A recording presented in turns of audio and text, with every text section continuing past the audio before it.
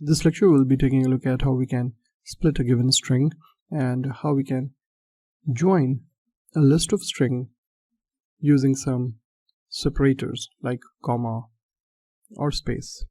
So here you can see we have a given string, hello world, learning Python 1 chapter daily. Now when we make use of the split method with an exclamation mark, what it is going to do is it is going to split it into two halves, hello world and then learning Python 1 chapter daily. So let's save this and try running it. There you go. You can see hello world as one item in the list and learning Python 1 chapter daily as other.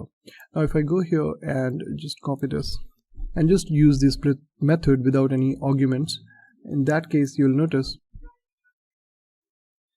we have hello world learning Python 1 chapter daily. So all the spaces that we had, that is being used as separator, and when we called split method on that, it took that into consideration as the separator, and using that it created a list.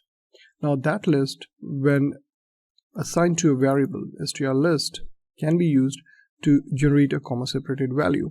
So here we have strlist, and here you can see we are saying comma dot join, that is the method, and then we are passing this list to it. So output is a comma separated value. We are printing over here CSV. You'll notice it says hello comma world comma learning Python 1 chapter daily, and all of them have a separator comma in it. So that is how you can easily join a list of strings using specific character literals like comma I have used here. And to split, you can specify a given character, or if you're leaving it blank, spaces will be taken into consideration as a split character, and based on that it will create a list of strings.